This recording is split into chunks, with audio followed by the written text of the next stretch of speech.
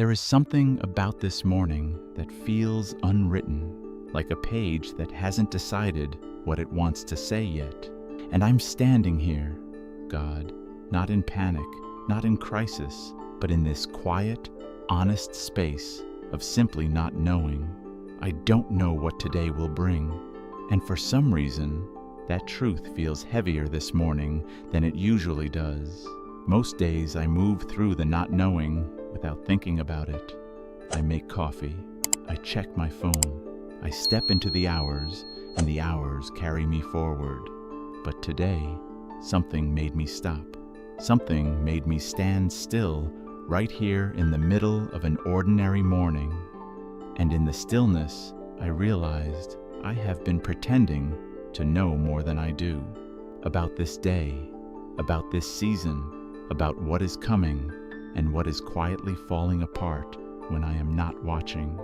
I have been holding my life like someone carrying a glass across a crowded room, trying not to spill, trying not to trip, trying to look steady when my hands have not been steady for a long time.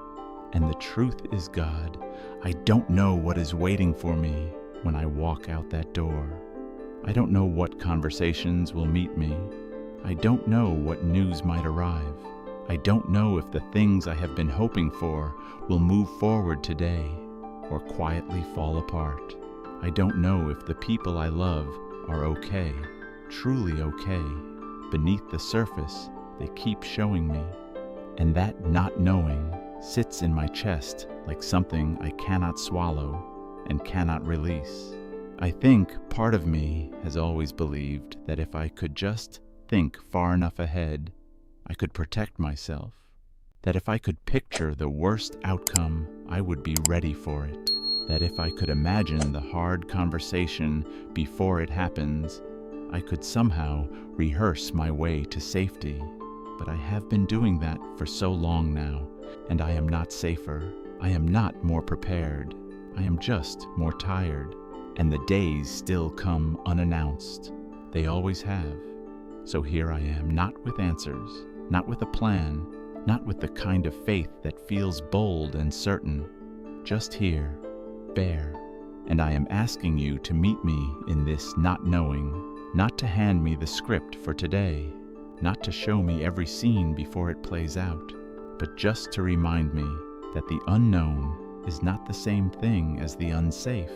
Because somewhere along the way, I started treating them like they were identical. If I could not see ahead, I was in danger. If I could not predict, I was not protected. And I carried that belief so quietly for so long that I did not even hear it shaping me until this very moment. But you have never once required me to see the whole road before I could be safe on it. You have never asked me to understand the full picture before you began working inside it. And when I look back, honestly, look back, some of the most meaningful things you have ever done in my life came from days exactly like this one. Days I could not predict. Days that started blank and uncertain and fragile. Days I was sure would break me, and they did not. Not because they were easy, but because you were already inside them before I arrived.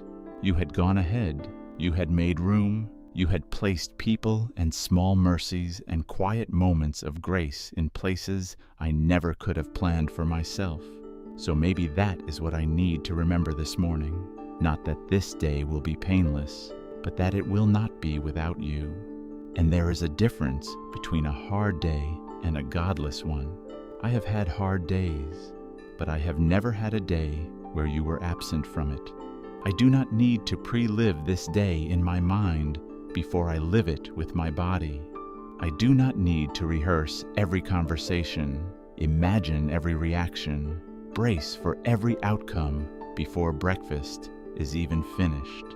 I can let the hours unfold without directing them from behind a wall of fear. I can let today surprise me, and maybe some of those surprises will carry your fingerprints in ways I could never have designed. God, I think about the people I love right now, and I realize I have been carrying worry for them the same way I carry it for myself, by imagining what could go wrong and calling that love. I picture their struggles before they arrive. I try to build invisible walls around them with my thoughts, as if thinking hard enough about danger could somehow keep it from reaching them. But I cannot protect them by worrying. I never could. That was never my job. So I place them gently in your hands this morning. Not because I have stopped caring, but because my caring was never strong enough to be their covering. That was always yours, and your hands are so much steadier than mine. Lord, I know I am not the only one standing inside this kind of mourning. There are people waking up right now in hospital rooms, staring at the ceiling, not knowing what the results will say. There are parents lying awake, wondering if their children are safe in places they cannot reach. There are people sitting at kitchen tables, looking at bills they do not know how to pay, carrying a weight they have not spoken about to anyone. They are standing in the not knowing too. And so many of them are standing in it alone. Would you meet them there, in that exact place, in that exact stillness, not with loud answers or sudden miracles, but with the kind of presence that whispers, I am here. I was here before you opened your eyes, and I will still be here when this day closes. Your word says, the Lord will fight for you. You need only to be still. And I used to read those words like a command. Be still. Don't move. Don't tremble. But this morning, they sound different to me.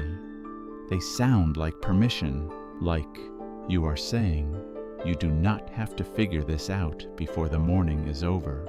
You do not have to solve the entire day in your head before your feet carry you into it. You can simply be. And I will be more than enough for whatever comes. So I am letting go of my need to know. Not perfectly, not all at once, but deliberately, like unclenching a fist, one finger at a time. I am choosing to walk into this day without reading the last chapter first. I am choosing to trust that you are already present inside the hours I have not reached yet.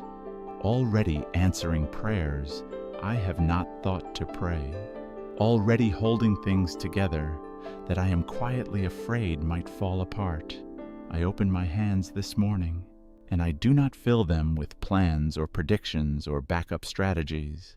I leave them open, empty, and I ask you to place in them whatever you see fit, whenever you see fit. I do not need to carry a single thing into today except the knowledge that you are walking beside me. This morning, I stop performing readiness. I am not ready. I do not know what today holds, but I know who holds it. And you have never failed me, not once, not even on the days I was sure you had forgotten. So I breathe and I step forward. Not because the fear is gone, but because the one who holds this day has always been good, and he will be good again in every hour. I cannot see from here. I walk now, not because I know the way, but because I know the one who does, and he has not released my hand yet. He will not start today. If this prayer found you in the middle of your own uncertain morning, I want you to know you are not alone in the not knowing.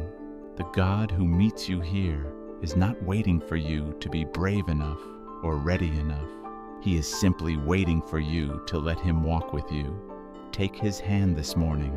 He already knows the road, and he has already gone ahead to prepare it for you.